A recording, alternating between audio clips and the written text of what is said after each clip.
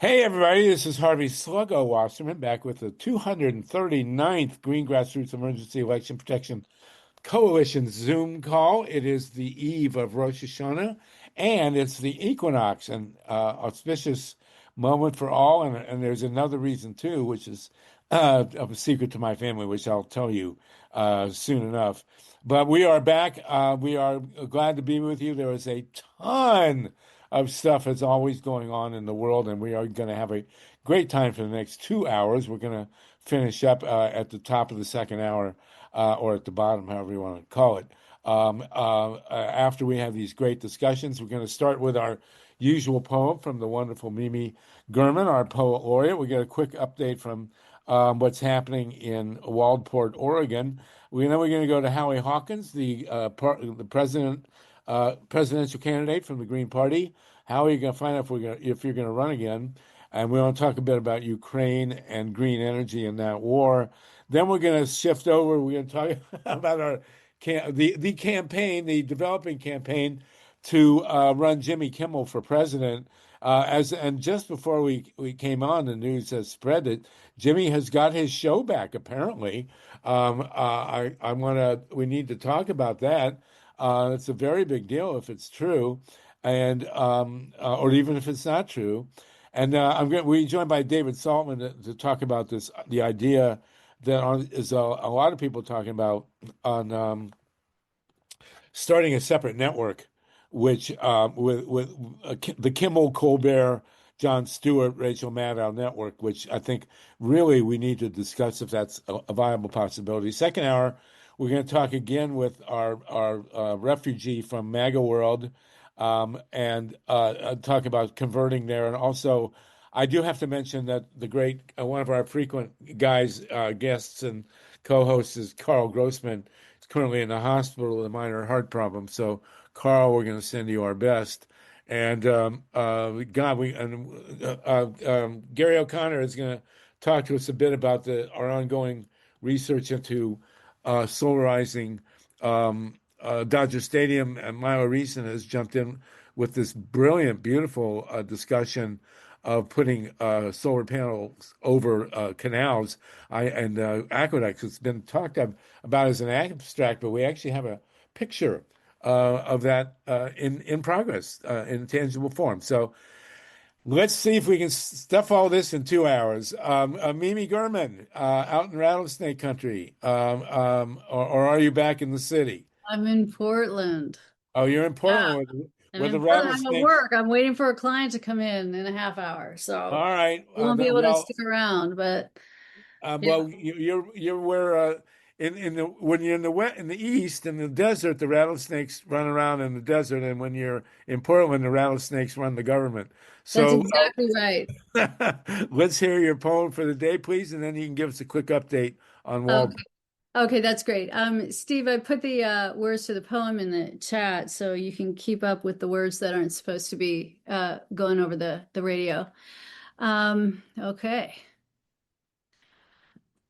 The revolution has arrived, chasing its wheels in a homegrown shitstorm, reeking of burned up treads on the back of democracy. Oh, ode to the glut of spineless politicians who spin their donuts in the empty lot of the five and dime, tossing morality out their windshields like it was a stale bag of fries curled up on the floor, stuck in a gurney of grime deep beneath the front seat from last week's Mickey D's, like it was the devil himself.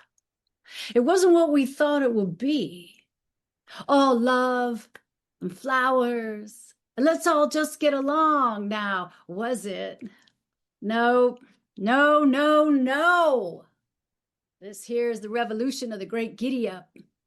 It's got us by some big old castrated balls and it's coming for our horns. Hold on tight, little buckaroo. This time the revolution is for real and it's a real fly swatter. Yes, sirree. It's a feedlot of the Zero Amendment. Because none of the ones written by Grandpa get to be had by you. You, the sorry ass waiting for whose streets? They are never going to be yours, dear sisters and brothers. They showed us, didn't they? We are the feedlot now, fodder for the icy whitewash of the newly established order of morons. The joke is, these never even wanted a revolution. They just wanted an all-white world. Now, didn't they? But we sure did. We wrote songs about it, protested for it. Pretty sure we never prayed about it. But boy, oh boy, did we want it bad. Woulda, coulda, been a good one too. But those slimy politicians, those stinking mangy whores, those lost ass-kicking scaredy cats with a capital D on their lapels, those Democrats whose high road sent us into the low road of America's gutters. Those liberators of fascismo, those Wall Street kingmakers, those seekers who party with haves, not the have-nots, those blood-sucking leeches who pretended to give a all bought the sausage and fired it up for breakfast on a cracked cast iron skillet, and we all got fried. Who knew? Who knew it was going to be like this? The revolution has arrived, and it looks like Germany mixed with grits. Thank you. Woot! Mimi, you've added the dimension to your presentations there. That was a more dramatic reading than you've It's a been doing. long poem. I like that. I like that. It was good. It was really good. So party with the haves. I like that. Party with the haves, It did not hit me with the the other have. night. It did, That's good. Sluggo. It hit me the other night that all this talk of revolution that we've wanted for so long, that we've been working for so many decades, we haven't gotten it. And not only haven't we gotten it, but they got it and they never asked for it. And here it is, and this is what that is. Well, but do they have it? I mean, we're going to talk about this. Jimmy Kimmel is back on the air, or will be tomorrow. I watched his, rerun the other night of Kimmel, and the thing is that his show really had a lot of high production values. It's not a cheap show; it's an expensive show. Colbert's show, I mean, a lot of special effects. They got a band, they got this, they got that. I mean, a lot of resources. So we're going to talk. We're going to talk about Ukraine in a minute, but we're going to go back to that and when Jimmy Kimmel. We're going to talk about Jimmy Kimmel, and we're going to talk with Dave Saltman about the mechanics of doing a new network, what that'll be like. But let's get that in a minute. Lynn Feinerman, and then I want to talk about Waldport, okay? Mimi? Yeah, okay, cool, Sluggo. Okay, good. Lynn, go ahead, Lynn Kimmel. Lynn Feinerman. I wish.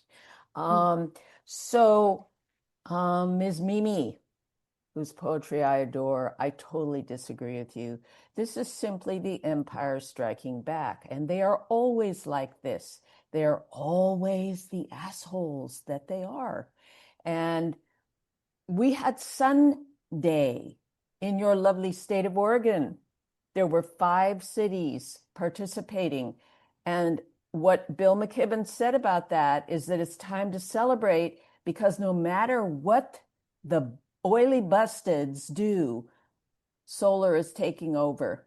It is definitely taking over the entire planet. The United States is way behind. There is a revolution going on, and these people are simply dramatizing their hateful, bitter envy. Well, as a historian, I'll say there's no more ferocious reactionary force than a group of men who've lost their status. This is a motivator that's not sufficiently talked about. But if you look at Nazi Germany, God, I wish we'd do more and more these days. The German people were taught to believe right from birth that they were superior. If you go back to the 1800s, this predates Hitler by a long shot. But there was always an inherent sense in German culture that they were better than everybody else. And when they lost World War One, they never recovered, and that's what Hitler wrote. It was anti-Semitism because they were the scapegoats for the realization that the German people couldn't handle that they were not number one, that they were not superior to everybody else, and that's why you had this master race nonsense. Yes, American exceptionalism, says Jane Grun here in the chat. It's the same garbage. Well, we're number one, right? We're better than everybody, but we're not number one. And the guys also can't handle the fact that women are superior. So, you've got this double whammy coming. First, Germany was not number one. Then now America is not number one. And in neither case, well, of course, the German women were way more suppressed under Hitler. Now you've got women just actually running for president. And you have men out there seriously proposing to repeal the 19th Amendment. And the whole 2026 election will be about women, as has every election been since 2016, really. Hillary, and then Biden for whatever, and then what's her name? I mean, these are the two issues. And Trump has so far buried the American future in technological and economic terms, as well as spiritual terms, that this is really a catastrophe. And this is what's driving the American right wing. And I got to say, and we're going to get to this in a minute, it is impossible. This just happened within the last hour or two. And the reinstatement of Jimmy Kimmel was a very, very big deal. I mean, I'm sorry, this is huge. So, and I've been watching his show. So let's go do a little more business, then we're going to come back to that. Mimi, do you have a quick report on Waldport, Oregon? What's happening there? I do, but I hear that Mayor Heidi is in the room. Oh, Mayor Heidi, you're here. You Talk here? about uppity women, Mayor. I mean, I really. I think it's Don't you I know think your place? wrong Heidi. Oh, it is Oh, the it's wrong Heidi. it's a Okay, so different Heidi? I do Okay, have well, an it's the update. right Heidi, but it's not Okay, the mayor of okay. Waldport. I So go ahead. I have an update. I spoke to Mayor Heidi this morning, and she just wanted everybody to know that there was an elder abuse lawsuit against Dan Cutter, who is the city manager of Waldport. And the elder abuse case that was against him was drawn up, I don't know the right words, because Dan Cutter, for at least a year, has been abusing and bullying this woman who has, taken up this elderly abuse case against him. So he, for over a year, has, let me see here. He has called this woman, a criminal, a thief, someone who steals from children, and says that she was a child molester. None of these things are true. So the lawyer, however, today, and it was a city lawyer, told this woman that Dan Cutter said sorry, everybody, I apologize. The lawyer went to the woman and said, here's the problem.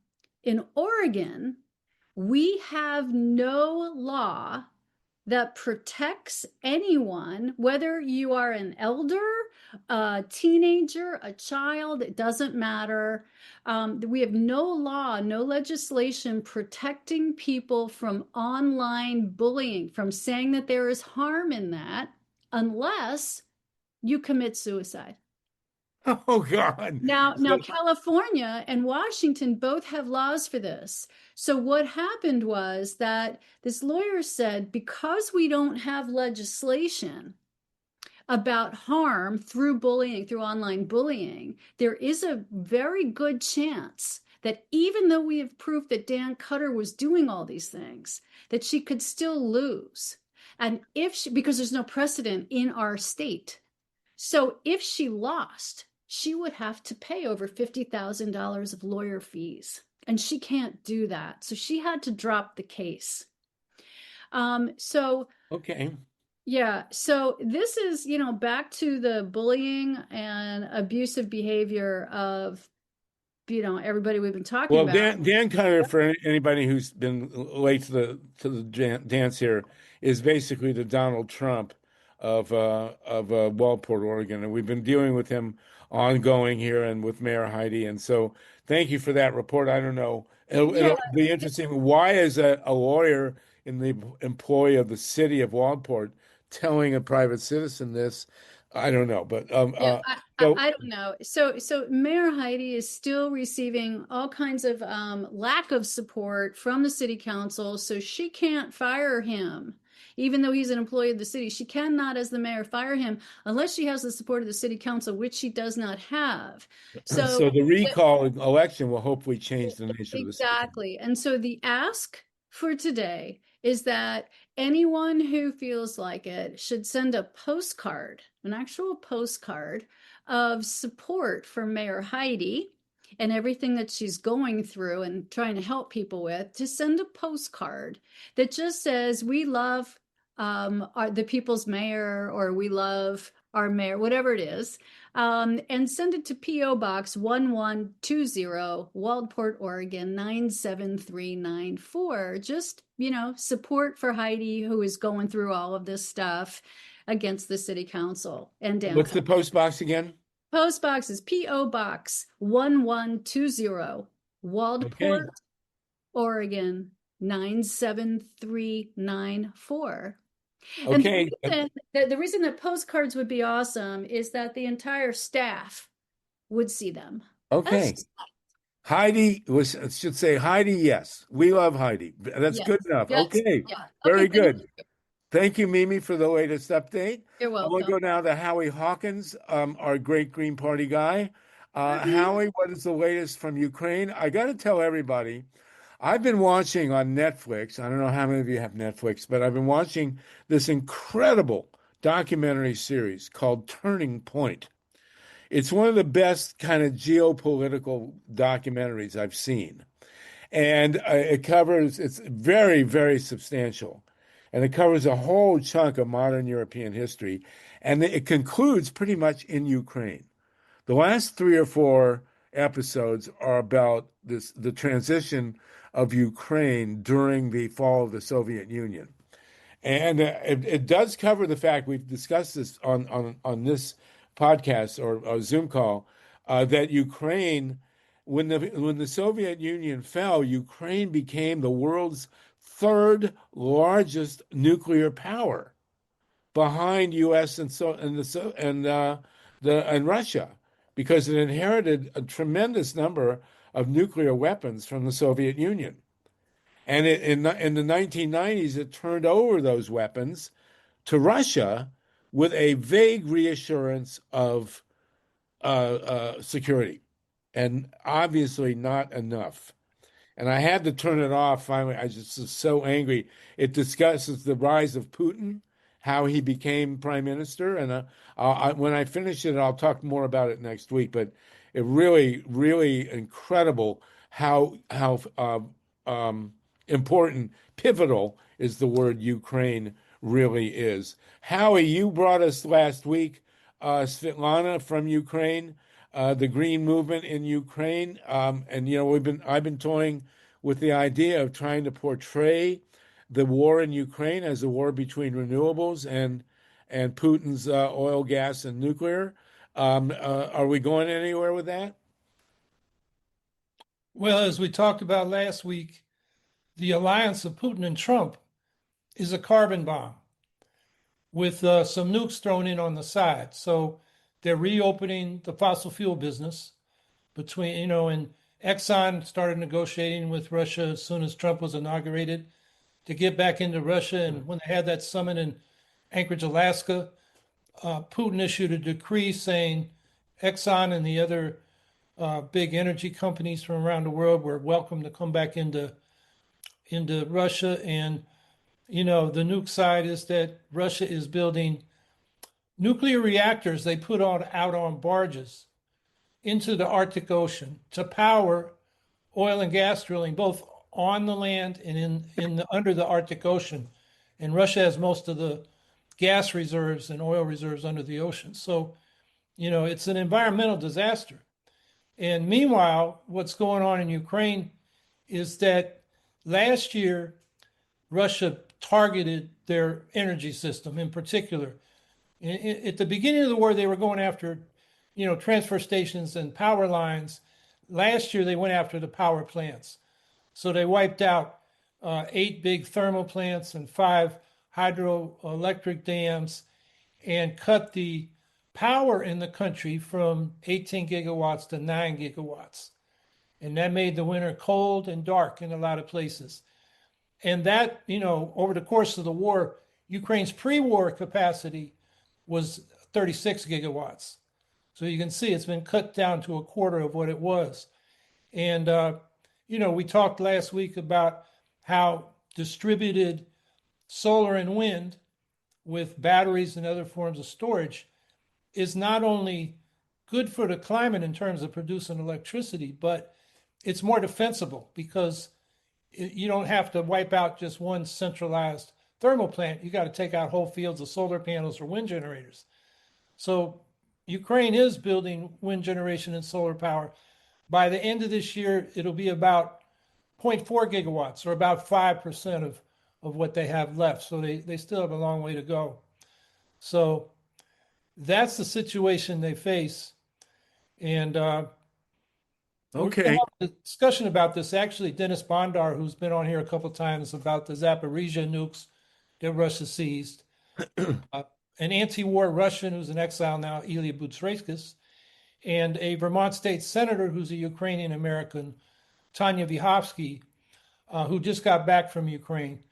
And there'll be a podcast tomorrow night about that. I'll put the information about that in the chat. And the title of it is Ukraine in the crosshairs of the superpowers. So that's the situation they're facing. Will you'll put the link to that chat in the please. So the bottom line here is that if Ukraine stated as a goal of the war and of its survival that it wants to go 100% renewable, this would become in the public eye a war between Solartopia and the Hades of the fossil nuke Satans, the great Satans of Trump and Putin. And I don't see that Ukraine has a choice. What prompted this was somewhere along the way, I read, maybe wrongly, that there was a discussion of Ukraine building more nuclear plants, which is absolutely insane in any stretch of the imagination. And they had 6 reactors. Zaporizhia is the biggest nuclear power station in Europe, and 1 minute they're in Ukraine, and the next minute Putin's got them. You're talking about 6 gigawatts of power here, and it's never happened before that a conquering army has stolen nuclear power reactors. Of course, the Ukrainians went into Kursk, and they took 2 briefly from the Russians. But the idea of nuclear power reactors being traded back and forth by warring armies is beyond insane. So, Howie, I am still, I believe, a voting member of Greenpeace. In 1991, I became a senior advisor, and I love Greenpeace. It's the only kids club with a Navy. And there you go. Steve's showing us that is where Zaporizhia is, and the red, and where is Kursk? Not far away, or is it vice versa? But this is beyond insane, and this has to be dealt with. So, Howie, if you can invite as many people as possible involved with this to come with us next week, I want to try and recruit Greenpeace. And if we can get the world ecological movement to see this war as a fossil nuke war versus renewables, that would be a big deal. Of course, if Ukraine signs on to going 100% renewable, they'll incur the wrath of Trump. But what choice do they have? Well, I think we've got to pitch it to the climate movement. First of all, here in the United States, that solidarity with Ukraine is also solidarity with the climate. And getting Ukraine leadership to go off nukes. I mean, the situation there is they already have contracts signed with Westinghouse to build 4 more nukes, but they don't have the money. And with that money, they could build a lot more wind and solar generation. So, that's still theoretical. But that's the mentality of the ruling class in Ukraine. But, the climate movement, like Svetlana Romanko is part of, the Greenpeace group in Ukraine is part of, there are other environmental groups. We should be working with them to put this out there. The Greens in Western Europe have studied this and helped provide information to the Ukrainians, like through the Heinrich Boll Foundation, which is the German Greens Foundation. Yeah, but of course, Germany is technically headed towards Solartopia. They shut their last reactors a couple of years ago. And by the way, I was watching this Turning Point documentary. It was they had a whole segment. Again, I strongly recommend. It's called Turning Point. It's at Netflix. They had a whole segment on the falling of the Berlin Wall, which actually almost happened by accident.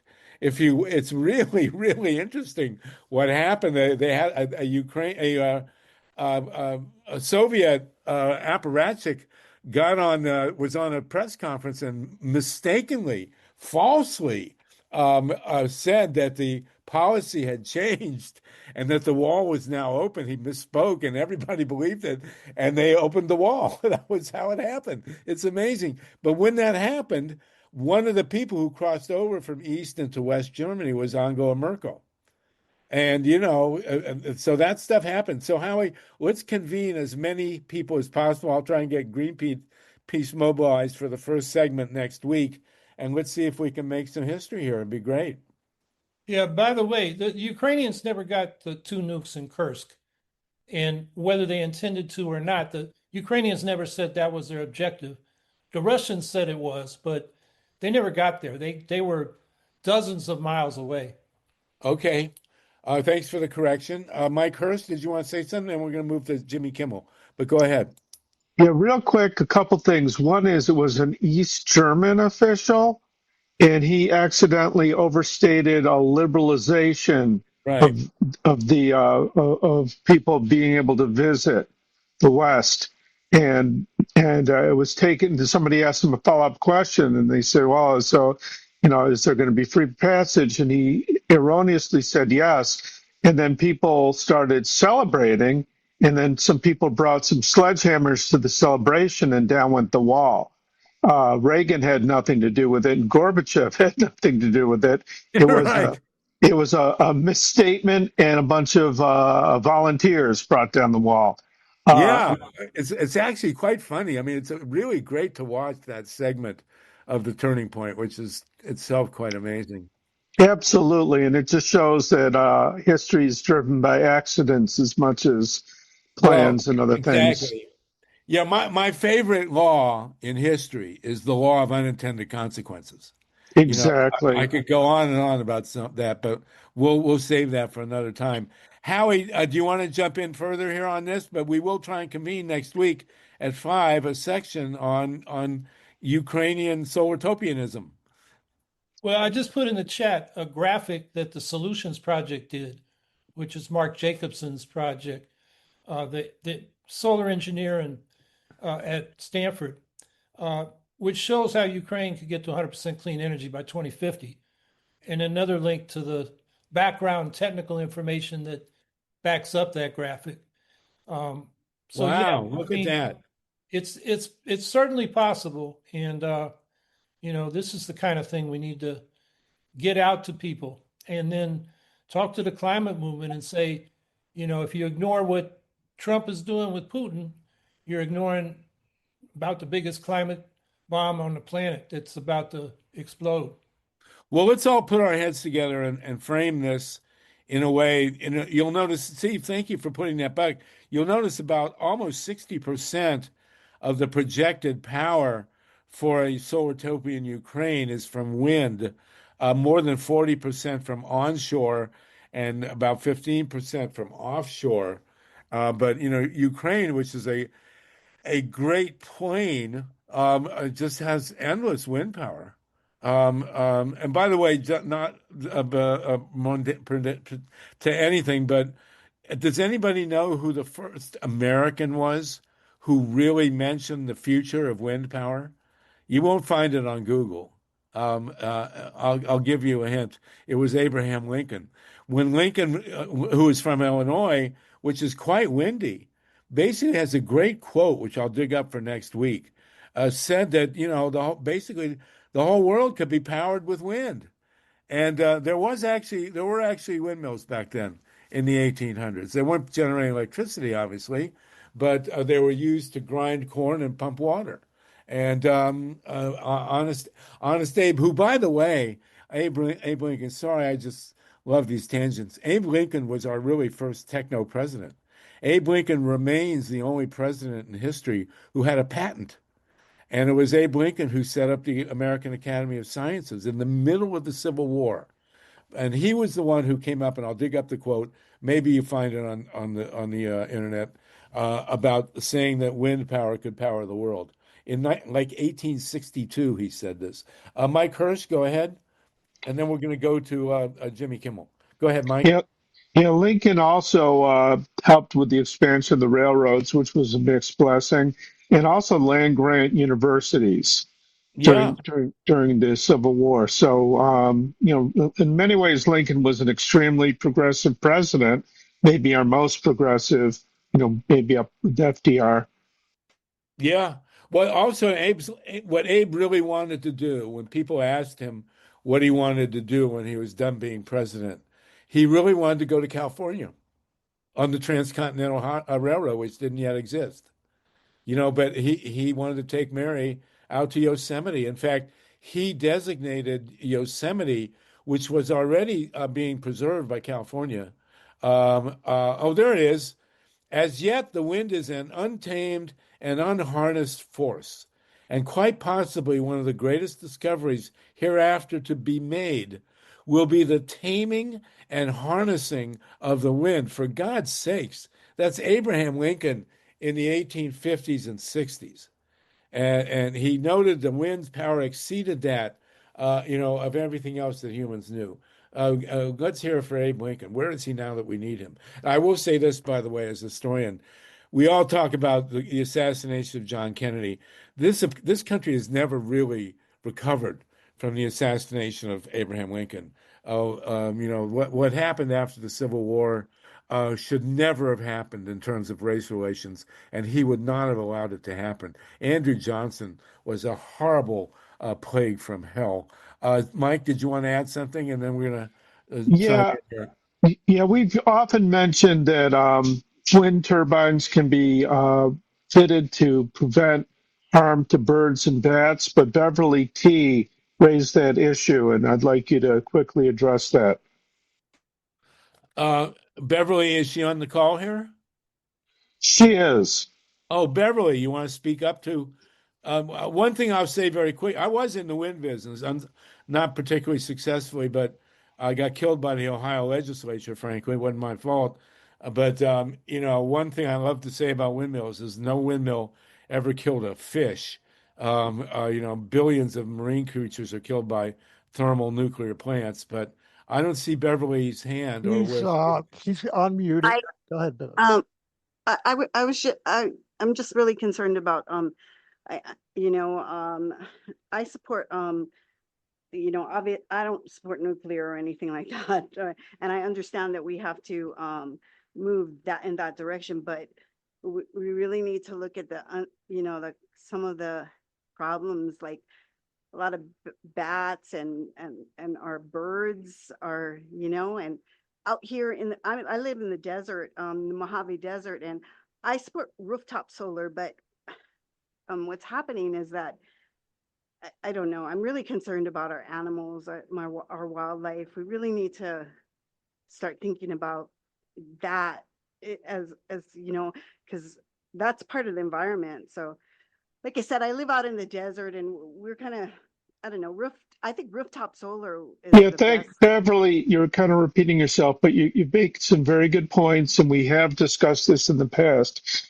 And some people are writing in the chat that better design can minimize harm to Correct. birds and bats, and also there are a lot of other threats to birds and bats that we need to look into, Right. like high rises. We can replace the glass with things that they can perceive so they can avoid it. And light pollution too, but yeah. Okay, well, I would just wanted to throw that out because I don't hear much about that in regular conversations, except when I go into a specific environmental sim. So, okay, thank you. Thank you. And I will say one thing that happened the last couple of years is, nearly all windmills are white. Right. They discovered that by painting and it's all three blades into the wind. We'll have to have Paul Geip on, as Myla suggests, our great wind expert. But if you paint one of the three blades black, it actually has been shown to cut the bird kill by 40%. So Yeah. it's very interesting. We have 62 people with us. This is Oh, sorry, can't hear you. You're muted. okay. We're waiting for Dave Saltman. Did you hear that? I said that painting one of the windmills blades black cuts the bird kill 40%. They just found that out a couple of years ago. Or almost all windmills are white, and the blades are painted white. But if you paint one of the blades black, God knows why. Obviously, it has to do something to do with bird vision. The bird carnage drops very significantly. So there will be other breakthroughs like that as we move ahead, no doubt about it. So, Excellent. I have been in the wind business. I did deal with these issues. You do not want to live real close to a windmill at this point in time. There is a stroboscopic effect when the blades go pass by the tower. There is a thump, and Right. it can drive people crazy. So people should not live real close to a windmill. There are also potential problems with rooftop solar with the inverters. We've talked about that before, but it is solvable. And I will point out that in Germany now, there's been a tremendous movement of people just sticking solar panels on their porches, on their balconies. It's called literally balcony solar. And you see these pictures of these houses and apartment buildings where people have just taken a solar panel and plastered it on their balconies, and it works just great. So there you go. It's all ingenious, and we're going to show at some point also a covering of solar panel. Maybe you could do it now since we're on this. Solar panels covering an aqueduct. Cheryl Romanic, did you want to jump in real quick? Yeah, I did want to say one thing. I actually lived on a ranch which had a windmill. Okay, still working. The problem is people think of these big old huge monstrous wind turbines, but there are all sorts of designs for smaller wind producing utility that can be made that are made for smaller places. We don't have to go to these huge turbines, which do make that awful noise that could probably drive somebody insane too if they were too close. But there are lots of other things. I'm trying right now to find the link to show what some of those designs look like. So I'll do that right now. Yes, please do. We can get back to them later on. Yeah. Cheryl, thank you for that. Much Okay. appreciated. Okay, we're going to proceed now. At the top of the hour, we're going to be joined by a friend of ours who was back with us a week or two ago, who fled the MAGA movement, and I do want to talk about the Charles Kirk Memorial and the fact of the range of wow. There we go. Look at all those Yes. wind designs. Wow, that's amazing. Yes. They're beautiful. Wow, a square windmill. I love that. What's the deal with that? How's it work? Oh, we'll have to have Paul Geip on. Absolutely. Paul Geip is one of the great wind experts. He's an old buddy of mine. Myla and I had him on our Solartopia show the other day, and wow, very cool, very cool. Let's talk. Well, then, very quickly, let's move. I'm waiting for Dave Saltman to come on to talk about the Jimmy Kimmel situation. He's our great TV expert. So let's talk very quickly then. MYLA, do you want to show the? Can you show the solar panels over the canal? Well, I sent that out to Steve. I think he has Okay. it. Let's see if he's got it here. Oh, there you go. This is the future, guys. Look at this. You saw this here first. And we've been talking about this. It was I first heard the idea from a guy named Tom Campbell. So this is a solar panel, obviously it's either a canal or an aqueduct. It cuts the evaporation by God knows how much percent. I mean, you assume it's over 90%. That cuts the evaporation. And the beauty of this, the couple beauties is A, you don't have to go by land. It does not affect, agriculture in any way. And you don't have to build power lines because the power line obviously goes just straight down the canal. And there you have it. And this is could be a major source of energy here, and with a double benefit. Also, people should know solar panels actually work better when they're cooled.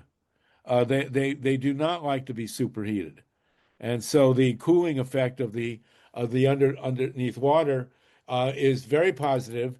I was also told a story. I don't know if it's apocryphal, but somebody told me who knows China pretty well that a coal mine blew up in China, and a lake formed, and they covered the lake with solar panels that floated. And the floating solar panels are incredibly efficient, and were a big deal. So we'll see about that. For California's first solar covered canal. Now I don't know if that's part of the aqueduct or what, but reservoirs and canals both can be covered. I mean, and there you have it. Mickey Leader, did you want to say something real quick, and then we're gonna move on? Go ahead, Mickey. And MYLA, did you want? I'm not getting from Mickey here. MYLA, did you want to jump in? Can you hear me? Yeah, go ahead, real quick, Mickey. Okay, All right, MYLA, go ahead. I'm here. I'm here. Yes. The Oh, stupid Mickey, you mute- wanted to. okay. Well, since I we're s- on energy, we will come to Jimmy Kimmel. Let's continue this with energy. Mickey, you wanted to make a quick presentation on your birthday? But it's Rosh Hashanah, and Yeah. I'm on my way to the first night Seder. So if you let me just get 2 words in. Go ahead. All right. So I just sent to Mike Hersh and Mike Fox, and I didn't know anybody else's direct emails. The whole proposal coming from New York State Election Integrity Committee, and it was sent. We're trying to get the NAACP and any other organization to go after the legislature in New York State, because it's such a mess here that the votes can be stolen any which way from Friday. We don't have protections, and it's very detailed. And the Brennan report is in it. I just sent it to you. I don't know if you can check your Oh email. yeah, put it up on the I chat. don't know how to put it up on the chat, sweetheart. I have an iPhone 16 that's about 3 weeks old. All right, we'll talk I about can't it next figure it week then. We'll go into Okay, detail on it next But week. no, because there's a deadline for the NAACP state convention. So anybody who knows people, send it. Encourage the NAACPs from New York State to sign on to these proposals. Very, very, very important. Okay, so I don't have time to Okay. explain it. Wait, you don't have time for me to. Well, you'll for come us to back read next. it. You'll come back next week, and we'll What talk is- about it in greater What is detail. the Okay. site? What is the site, Mickey? Say it again. What is the site? What do you mean? What is the site? What does the site mean? The URL. Do you have a link? No, I All right, well, sent listen, you if the you'll get us a- email. It's all Okay. of it's all together on the email. You could look at that and then you could link Okay. it. It's done professionally, not by Mickey. I was the conveyor Okay. of the information. So, All right. All Thank right. you very much. all Thank right, you. and Mickey.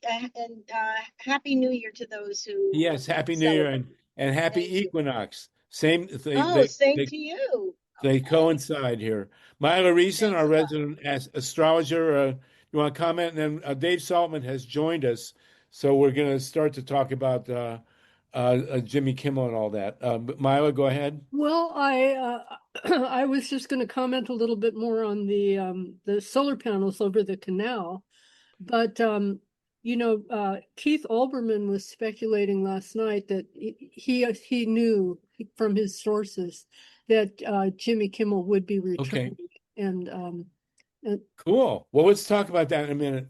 I know. Well, thank you, Mickey Leader. I know you wanted to say something. Then we're going to jump in on Jimmy Kimmel, and we'll be joined at the top of the hour by our great MAGA refugee. We have 62 people with us. Go ahead, Mickey. Oh, she already talked. Oh, okay. Oh, Mickey, that was just you. Yeah. Okay, so all right, David Mama, thank you for Saltman can that. turn on his video. Thank you. Saltman? If you want, Dave, you want so we can see you. If you don't want to be seen, if maybe you're in your bathrobe or something like that, we can do this. So, ladies and gentlemen, in the wake, there you go, Salty. In the wake of, you got all dressed up for us. Thank you. In the wake of the Charles Kirk debacle, I do want to talk about that a bit. But they had this huge service for him. And I got to say, when we talk about converting from MAGA, I want to talk about this and about Erika Kirk and Donald Trump's unbelievable speech. But Salty, you may have heard that Jimmy Kimmel is going to be back on tomorrow night. I mean, I watched a couple of his shows just to see. That is a high production show. I mean, that's a very expensive show to do. There's a lot of effects, a lot of people, but he's back on. What do you think? I honestly, I've been out all day. I didn't know he was back on. Tomorrow night, they're going to be back on. Surprised. He brings in a lot of money to whoever the network might be. And that's the one language they all understand perfectly well. Well, there was a tremendous amount of pressure from all the celebrities. It was like 100 celebrities that signed a letter, I was the name that surprised me the most was Jennifer Aniston, but who knew? So I don't know. I never thought of her as a political activist, but here we are. But I guess if you're a celebrity in Hollywood, you have to be a political activist to know when someone is getting royally hosed by the government. Yeah, it's true. It's true. Well, here we are. The Times is talking about this. Dorothy Reich, our great Southern California activist. Did you want to chime in on this, Dorothy? Let me see if I can unmute you. But I think it's a very, very big deal that Kimmel got back and so quick. I mean, this is just a matter. That means he won't be running for president, right? Well, that's up to us. I mean, if we draft him for president, who's going to stop us? I think he has more power right now than he would if he were president. Well, this scenario really took his power to another. God, hard to get a word in edgewise with you guys. I can't turn my picture on. Okay, well, Dorothy, we can't see you. We were waiting. But I can't turn it on. I can't turn it on. I tried. Well, just speak your words. We know it's try it now, Dorothy. Okay. We know it's you. So go ahead. It's me. So I think there are a few factors. First of all, I think that that people canceling their Disney subscriptions in huge numbers, they had to shut down their cancellation. Really? No, you got overwhelmed. People were canceling their subscriptions to Disney. I hear that behind the scenes that the artists were saying they're not gonna work for Disney anymore. I mean, Disney is a lot more than just ABC. So they've got a lot going on there. And I frankly think that Ted Cruz, when he said this is straight out of Goodfellas, I think that resonated with well, and also the other guy from Kentucky, Rand Paul. Also, the two of them. What a duo to stand up for Jimmy Kimmel, Rand Paul and Ted Cruz. Those were the Republicans who said that, but straight out of Goodfellas. That was it's a nice bar you have here. Be ashamed if anything happened to it. That SEC guy, and he had these quotes where he supported free speech, but he was lying then because he helped write Project 2025. Yeah. And he was always intending to do this, but he got Well, he was nailed. really upfront about, you know, the pressure that he was going to put using his government office. I mean, whatever happened to the Hatch Act, you know, using his government office to suppress networks. I mean, that is completely. We could do this the easy way or the hard way. Well, that was right out of Goodfellas. But you know, how many times have Jimmy Kimmel and Stephen Colbert completely decimated Ted Cruz? And yet he came back, you know, from Cancun and stood up for him. It's just got. You know who else is surprising me is Josh Hawley. Josh Hawley, this horrible right-wing senator from Missouri, has been really good on the radiation and health issue. I mean, that's the, you know, that's what's so interesting in many ways about politics. You never know where these guys are going to come from. You know where your friends are. So Ted Cruz and Rand Paul really rose to the moment. I think if we would have lost the First Amendment, that would have really. Well, this is. And they said, you know, a couple of people said who were familiar with Russia that that's what Putin did first. Putin got rid of the comedians first. Yes. And so that was terrifying. I think since that's Shakespeare quote, right? First we kill all the comedians. Oh no, that was lawyers. David Saltman, as an industry insider, how important do you think this really is? Well, let's see how it shakes out. I mean, if I think I've never met Ted Cruz, but I do know Bob Iger pretty well. I've known Bob Iger, the chairman of Disney, since he was a sports producer at ABC Sports. We go back a long, long time. And I've known his first wife, and I know his second wife, and I know his children. And I got to tell you, he's a stand-up guy. I mean, he's a multi-zillionaire. You can hate him for that if you must. But I knew him when he was just a regular working guy like me. And he's a lovely guy, and he's got a real heart. And he's really, really super smart. And he's a hell of a businessman. And, you know, he's not immune to this pressure. The pressure that, you know, the White House can put on you is immense. But I think that even if the cancellations were I'll bet you $1 that the cancellations weren't that bad, but that he said they were, because he's that sly. And, you know, and guess what? He's back on the air. So he caved for a minute, and then he went back to where he was before. And he probably, Jimmy Kimmel is now renegotiating his contract for an extra $5 million a year. I would do that, and a no cut clause, and you know, a pay or play clause, and et cetera, et cetera. So this is all you know, this is all falling into the capitalist lap. You know, it's just what the doctor ordered as far as running a network goes. He said that Michael Eisner's statement. Michael Eisner was Iger's predecessor at Disney. That he objected to what was going on. And that Michael Eisner, I didn't know him, but I let me put it this way: he's a fellow martial artist, so he has some honor. He has some honor, and in fact, a lot of people who do know him have said that about him. About Michael Eisner. Michael Eisner. Yeah. He had a terrible reputation among certain parts of Hollywood, but among the martial artists, he was considered a stand-up guy. Like I said, I don't know him personally. Unlike Steven Seagal, who's I think Seagal was one of the guys who he picked up on and made a star. But what is little known about, or I don't know if it's known or not, but what I know about Steven Seagal is really a first-class martial artist. He's a stinko actor. You know, he just plays that one role. But in terms of being an Aikido master, he's really good. And he's also, another thing people don't realize about him, he's about 8 feet tall. He's a monster guy, you know. So my assumption is if Jimmy Kimmel is back on the air, his audience is going to be double. I mean, right? In your experience?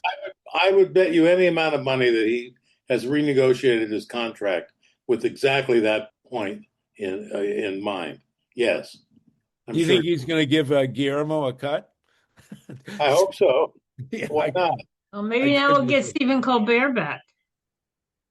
Well, Colbert. Well, now here's the real question: could, and Saltman, only you will know this, could Colbert, Kimmel, Rachel Maddow, John, what's his name, Stewart, and these other guys of the other guy he lives on the Vineyard, could they get together? Seth, what's his name? Seth Rogen. Seth, no, the at night. Seth Meyers. Seth Meyers. Could they get together and start an independent network that would work over the internet? I would love that. Could I give him a job at Pacifica, for example? Well, we'll just give them Pacifica. I mean, independent network again. I didn't hear about that one. Pacifica. Well, but Pacifica is only radio at this point. Well, make it television. YouTube channel. Maybe get a YouTube channel. A YouTube channel. Could they do a YouTube channel? Of course they that could. Would be worth billions of dollars. Why do they need it? Here's let me structure your question. Okay, the question isn't could they, in my view, the question is like, could they start a network? Sure, anybody could start a network. You've got one going right here on Monday nights, sort of, you know. So if you believe me, if you can do it, anybody can do it. Okay? Thank you. I'm just kidding. Seriously, the reason that there's a network developing around you is because there's that thing that nobody can define. You've got that thing. Right. You jump off the screen. Okay. That's why we love them. They jump off the screen. Now, here's what should happen, in my view. Somebody who's already got a network, and I'm going to tell you the name, Paul Steiger, who runs ProPublica, has the best news gathering operation in America. And what about Harry Shearer? Harry Shearer's got a big following. Paul Steiger should now expand his ProPublica to include an entertainment division, let's call it, that includes Harry Shearer, Rachel Maddow. Paul would make a fortune, which he deserves, and he just exists on donations at this moment. He's a complete nonprofit public service organization. But, you know, I'm sure George Soros just gave Gavin Newsom $10 million. Oh, God. I'm sure he'd give Paul Steiger another $10 million. That's chicken feed. And you could get these guys into the room for that. So that would be my recommendation, that somebody who's got a network that's a going concern, but that's missing, missing comedy and entertainment, should get these people. And, you know, you can get, if you want exclusivity, you're going to pay more. But if you want them to do, you know, give me 39 weeks, you can do that. It's all about money at this point. And not only about money, but now it's about money plus, acceptance. Plus, you know, these are the guys that pissed on, that urinated, got to use the proper terms here, that urinated on the President Trump. Well, who doesn't? I'm reminded of the line Ronald Reagan allegedly said. He got a dog, and somebody walked into the Oval Office and said, "Mr. President, that dog is going to pee on your desk." And Reagan said, "Well, why not? Everybody else does." But Dorothy Reich, you want to continue, and then Mike Hersh. Dorothy, are you unmuted again? There we go. Mike, did you want to jump in? And then Dorothy? Sure. Won't go on again. Go ahead, Dorothy. Go ahead. So, you know, the guys from Meidas Touch, who have 5 million viewers, have also made told Colbert, come on over. Meidas Touch, I've heard of it, but I don't know what it is. Touch is I don't know what to say. They do what do you call it? YouTube. They do emails. They do podcasts. They're huge. They've got more people than Joe Rogan or whatever. Well, Jimmy Kimmel claims to have 20 million people on his internet, whatever he's got. Well, he only has 1.5 million viewers or something. Colbert has more viewers than he has, but they invited. I mean, you should check out Meidas Touch. They're really good. They have All right, I've heard of it. I have heard of it. Harvey, Yes. they Meidas Touch actually hosts that Court of History with Blumenthal and Wilentz that you want to. That's part of that grouping. Okay, yeah, I saw it. I watched some of their stuff. Yeah.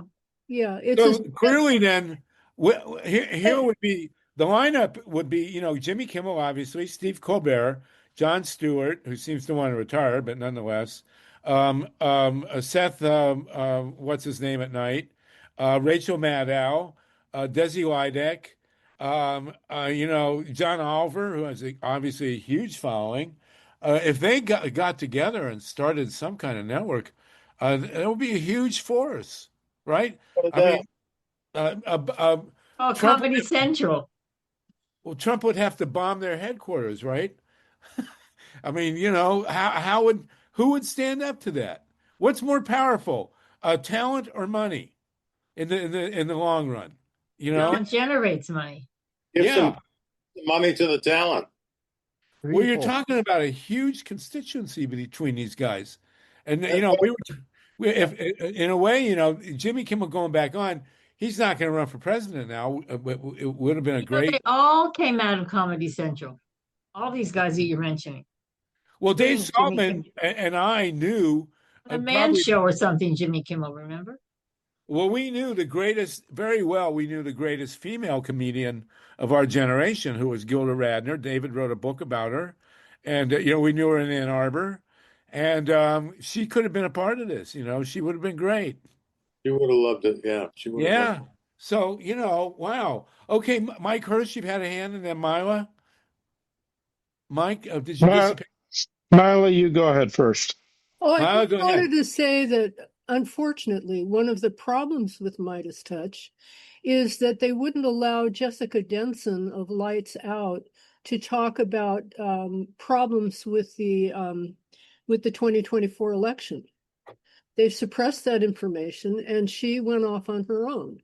So that aside from that, they've really developed quite a following, millions of viewers.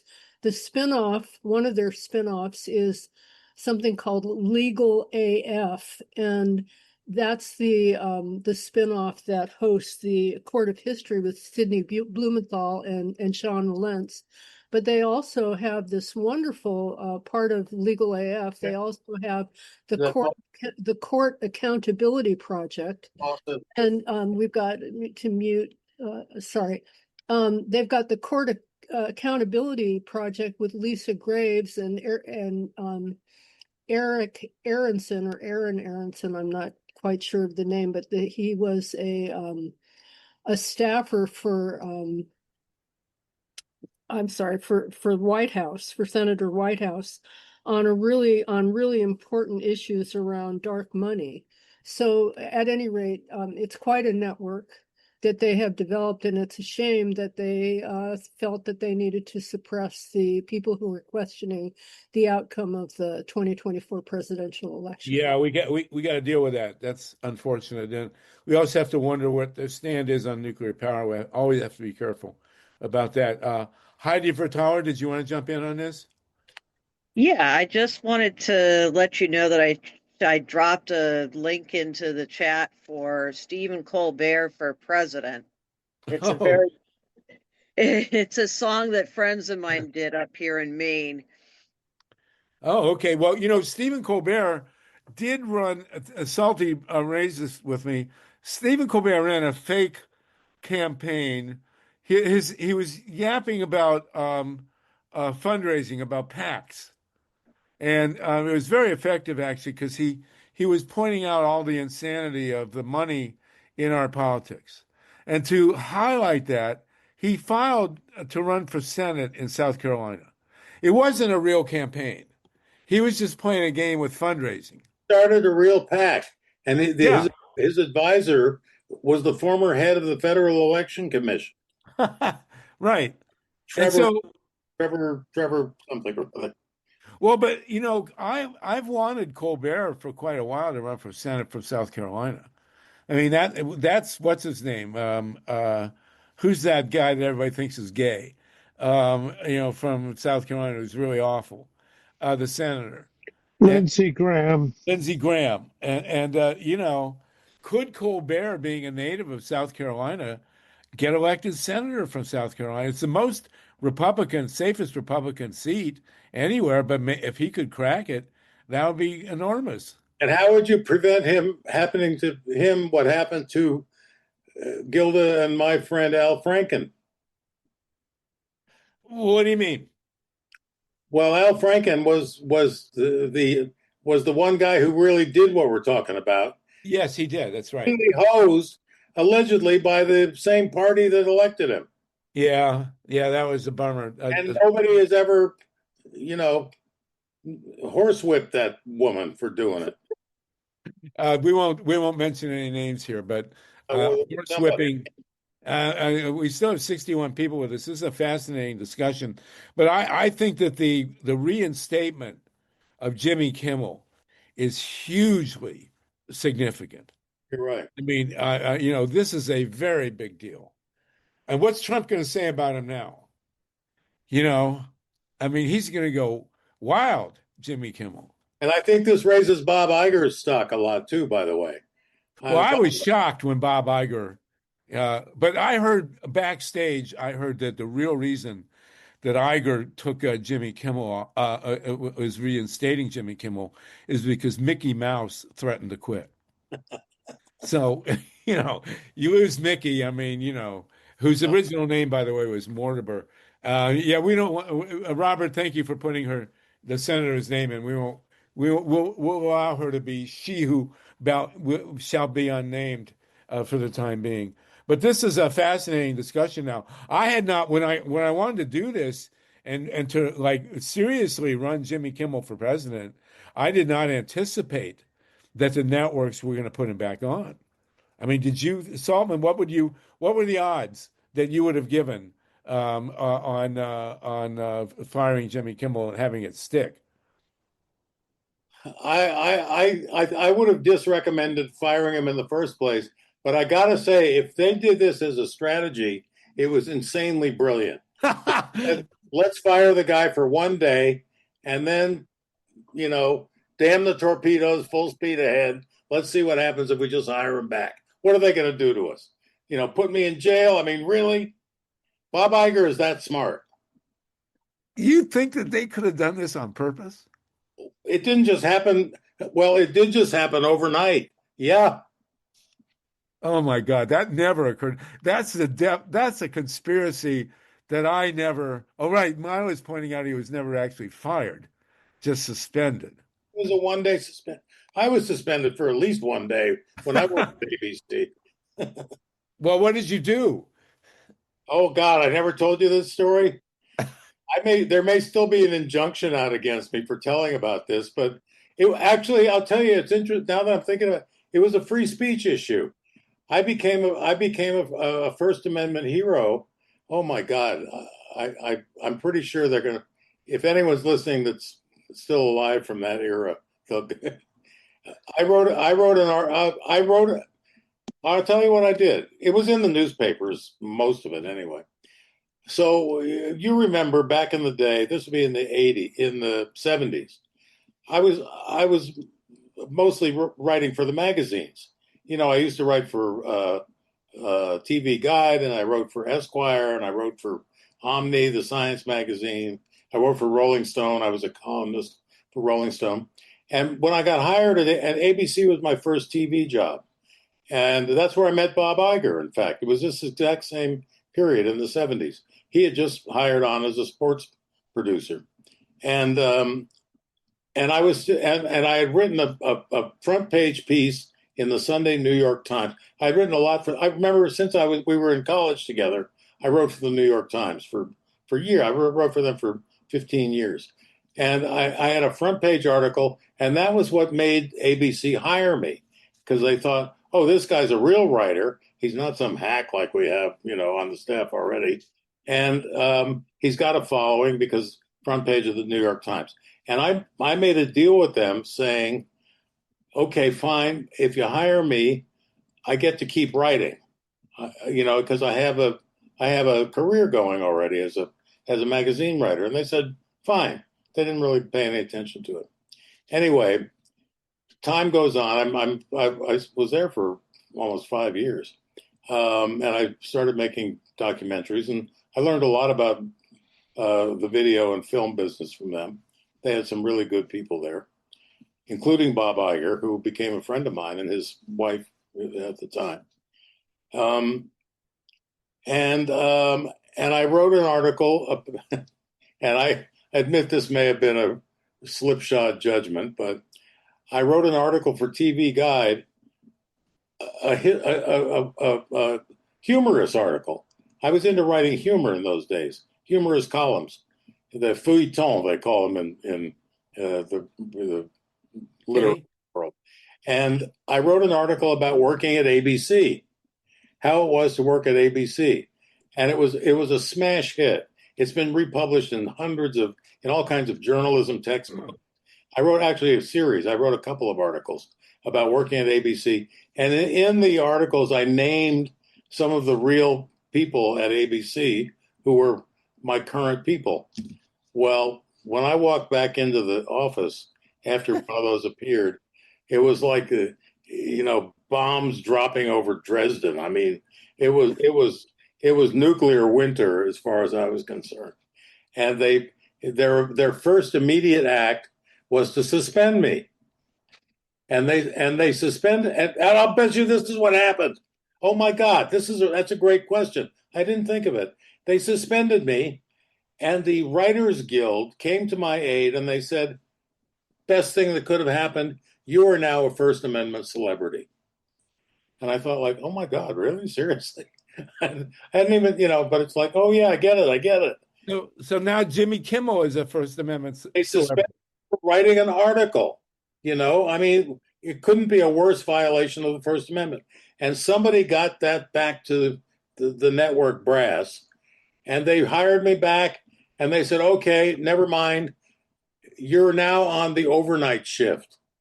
You come into work at midnight, and you get out of work at 8 o'clock in the morning. So they put me on the worst duty, possible. It was like cleaning the toilets, But in fact, it was actually quite fun. I had to get used to different sleeping schedule. And I did the overnight for a couple of years until CBS hired me. Charles Kuralt got wind of this, and he hired me at CBS. And I worked very happily with Kuralt and that whole Sunday morning team. Well, this whole story really intrigues me more about running Jimmy Kimmel for president. I mean, his not that I'm endorsing him, but it will be so interesting. The one thing about having Jimmy Kimmel being a candidate for president is that every time Trump says something, they have to go to somebody to refute him. And there's no president, we're too early yet, there's no presidential candidate that they have to go to. Now, if Kimmel was a declared, or any one of these people was a declared candidate for president, then the media, when Trump says something, would have to go to them for, balance. Is that right? I think that since they repealed the equal time provision, maybe that's not right anymore. All right. Well, it's worth thinking about. So, folks, this is a major celebratory moment. I think it's actually extremely significant. This is the equinox. It is Rosh Hashanah in in about an hour, and I did not expect them to hire back Jimmy Kimmel. I didn't think that would happen. But everybody here, you're hearing for the first time somebody who knew Bob Iger, who is the head of Disney. Who may be the most powerful man in the world in many ways. Steve Bannon has always said that the real war for American power is with the media, not with Congress, not with the White House, not with the Supreme Court, but with the media. And he would know, this is Steve Bannon, the Opus Dei candidate for dictator of Earth. And that's what he's saying. And I thought Jimmy Kimmel was gone. And the idea first that they had to bring him back, and second, in the deep, deep conspiracy coming from someone who was an industry insider for all those years, to the idea that Bob Iger or Disney would have set this whole thing up and suspended him, and then have him come back. That is pure genius. That is beyond the pale. I never thought that. Yeah. Okay, your job, David, is to call up Bob Iger and say, Bob, did you set this up? Come on, man. Tell me. We want to hear it. Right? Here, here, right now. What I thought was a true moment, talking about astrology or astronomy and all that, is when the moon had an eclipse and all she saw were the horns. It looked like the devil's horns coming up over the horizon. That was amazing. And it was just timed perfectly. Thank you. Well, we can go with that.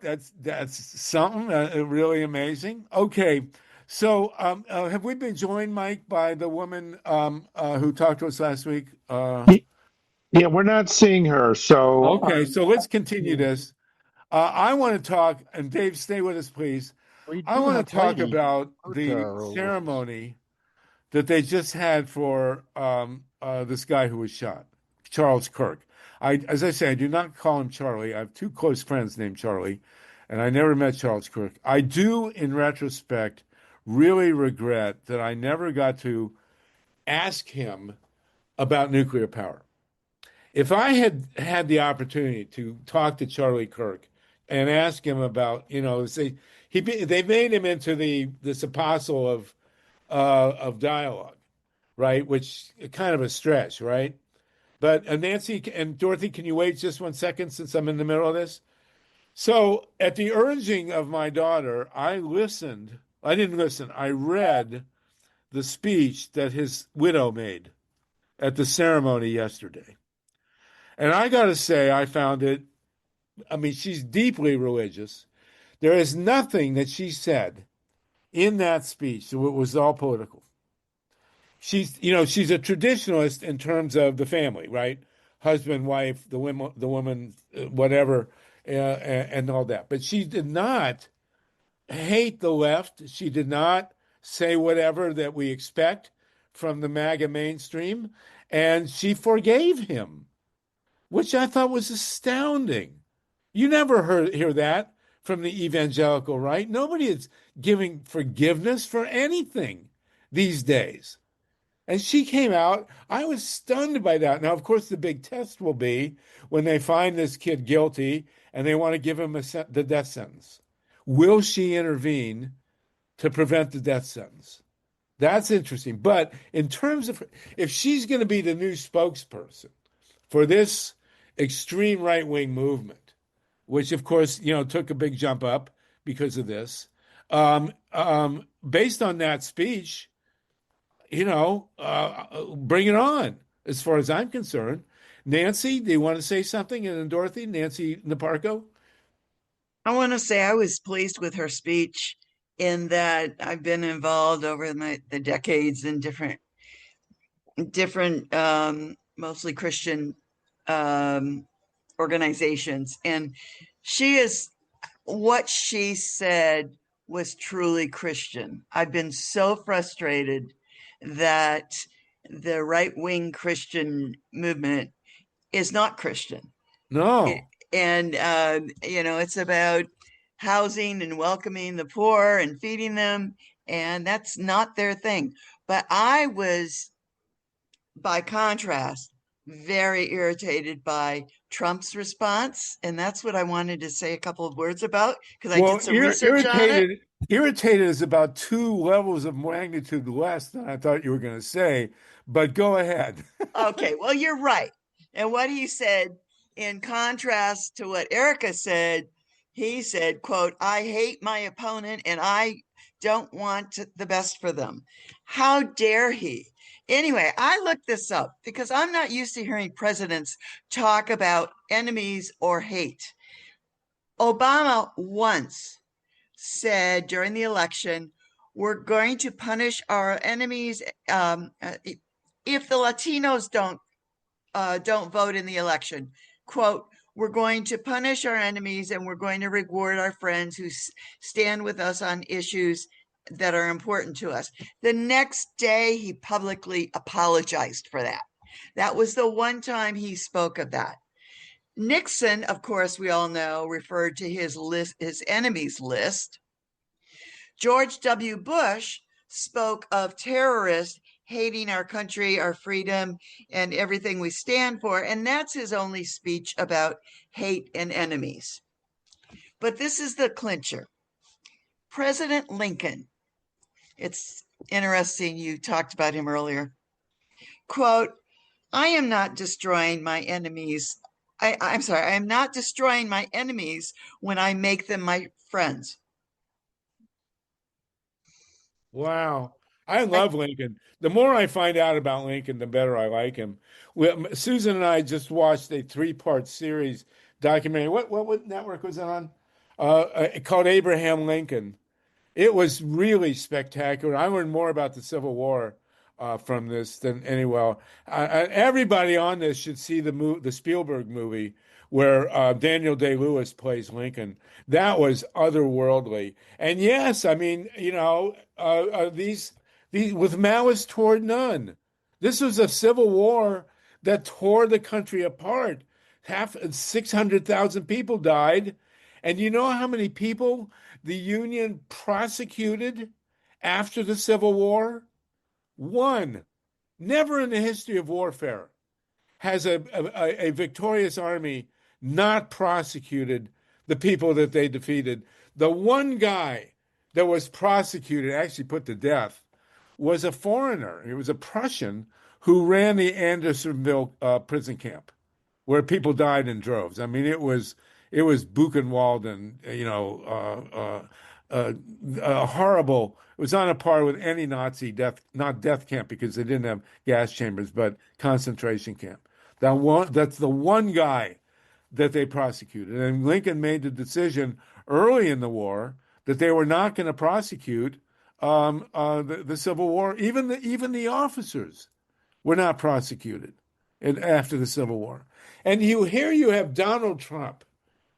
It was grotesque what he said, especially after Erika Kirk spoke. It was just anyway. Who's surprised? Dorothy, go ahead. Anyway, I think we really need to take Lincoln's words to heart. Yeah. When we turn our enemies into friends, we've destroyed the enemies. Brilliant. It was total Buddhism. I mean, he was really, and as I've said before, I know I've met Jesus many times during nonviolent demonstrations, at the nuclear sites and for civil rights. And here we go. These guys are so unchristian. And Bobby, too. Bobby Kennedy, completely unhinged. Bobby Kennedy, by the way, in his speech, claimed to have met Charlie Kirk in 2001. When Charlie would have been like 2 years old. So, it's like, I don't think, anyway, we're not going to go into it. Stay with us, Nancy. What you said was beautiful. Dorothy and then Steve. Anybody else you want to chime in on this? We still have 57 people. I got a lot of heat, but I just feel that Charlie Kirk was a very, very dangerous person. He was a Pied Piper to the college students. He was spewing hateful thoughts to them. I can't, it's not right for me to say this, but I'm glad he's gone. I think he was very dangerous to our country. Well, the question now is, he didn't look scary. He was a good looking guy. He dressed nice. He talked quietly. but the New York Times has a summary of his views, and it would make your blood run cold. Yeah, I've read that. Christian nationalism to his disdain for women, and especially Black women, who he thought that did not have the brain processing power to be in the positions that they were in. I mean, it just on and on. He just every position he had is totally antithetical to anything any of us would think ever in our lives. And he was Yeah. going around I've read that stuff. colleges and feeding this garbage to college students who were listening to him. 100,000 showed up at his funeral. How many of them were young college students? A lot of So them. the question now, Dorothy, is what happens now that the leader, the designated leader of this movement is the woman who gave that speech yesterday. Well, hopefully she will moderate his views. I don't know what she really thinks. I didn't really listen to this whole thing. Well, like I said, I didn't listen to it, but I did read it, and I saw nothing in there. I saw that gave me pause, and her Dr. speech. Nancy, All right, fine, but what he was doing was totally terrifying to me. Well, Trump just gave, this guy and Nancy, thank you for doing that research. Even Woodrow Wilson, who is my least favorite president, who was incredibly violent, racist, all that stuff, never gave a speech like that. Never. And neither did Andrew Jackson, who, or James K. Polk, who were the two worst imperial presidents, anti-Indian, anti-Black. Your phone. Hated trans people, LGBTQ. It's ironic that a guy who was in love with a trans guy, a gay guy himself, was the one who did the deed. It was ironic that we don't know, just as he was answering a question about trans violence, as if trans people are causing all the violence in this country. But we don't know that for sure. It's strange, Dorothy. I don't mean to interrupt. Sorry. This guy, the kid who allegedly did the deed, has completely disappeared from the media. Because he won't say anything. We don't hear anything about him now. Because the LA Times had a summary today, but it was just all stuff because he's not saying anything. He's in prison and he's not talking.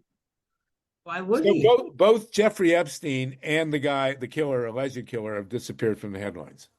And obviously not quite disappeared. Well, we'll see. We'll see what happens. You can find news about him. Just Google it, and there's new stuff all the time. Right. Steve Caruso, go ahead, please. Yeah, we have Heidi Verthaler was going to give us a proposal for. Well, yeah, let's do that. Let's do this in a couple of minutes, okay? I want to take this another few minutes, and then we'll get to Heidi. If you can wait, that would be wonderful. And we are going to end at the top of the hour, but we got a couple of people who haven't spoken. Ginger Harris, I don't think you've ever spoken. I may be wrong. And then we'll go to Donald Smith, who hasn't spoken yet today. And then back to whoever. Go ahead, Lynn. Oh, I'm sorry, Ginger Harris. Hi. I have never spoken here, but I've attended a large number of these.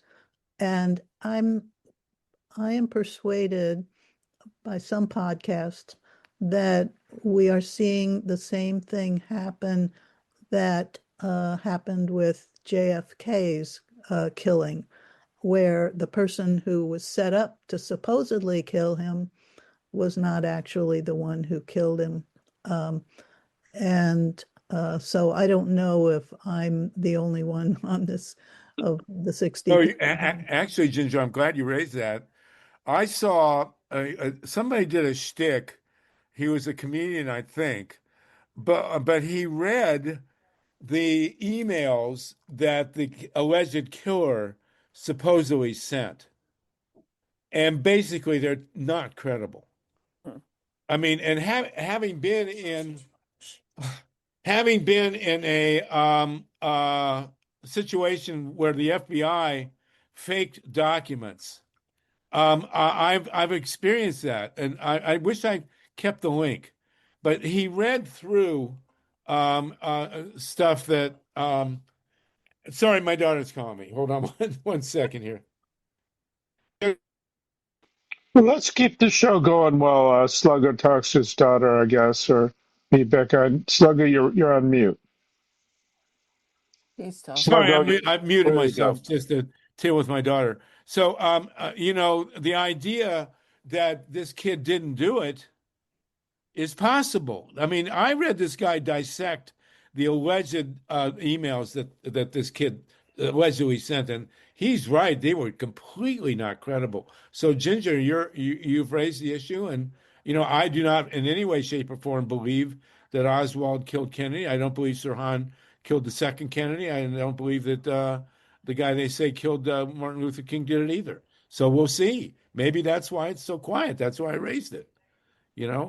Donald Smith, jump in, please, and then we'll go to Mike and Lynn. Okay, two things. One is the Democrats a lot of Democrats in Congress, I forget, 50 or something like that, voted for the Republican resolution that did two things. It condemned political violence, which is fine. The other thing is it honored Charlie Kirk in some very flowering language. And so my member of Congress did it, and I asked him about it, and he said, well, it wasn't good. But like Indivisible, a lot of people were saying, why did the Democrats do this? They just bend over, they're played like strings by the Republicans because they honored Charlie Kirk. And so that's one thing I want to say. The second thing is on next door, we discussed politics, and a Republican said, I think the way Democrats are celebrating this death may have just cost them the midterms. Of course, I don't think no Democratic politician is celebrating it, and very few Democrats are celebrating it. Democrats are criticizing Kirk, but of course, Republicans are saying, oh, the Democrats are celebrating that. First of all, it's very hypocritical, but it's also a lie. Very, very few Democrats are celebrating it. So those are the 2 points I wanted to make. Fine. Well, thank you, Donald. And of course, I thought but I thought Donald Trump's speech was one of the most atrocious things I've ever heard. Absolutely atrocious. And I think that some of the conservatives and the right wingers agree with that. I mean, it's inexcusable. And I thought her speech was perfectly fine. And so you're right. I think most of the Democrats have taken great care on Charlie Kirk. And if you read what Jimmy Kimmel actually said, by the way, he was not attacking Charles Kirk in any way. He was attacking the MAGAs. He was basically saying that Kirk has been a MAGA all this time, which he was, and that now a MAGA killed him. That's what he said. It wasn't a put down on Charles Kirk. It was a put down on the MAGA movement in general. And now we'll see how that plays out, because I think it's very suspicious that we've heard nothing about this case. Very suspicious to me. Mike Hersh, did you want to jump in? And then Lynn Feinerman? Yes, Sluggo.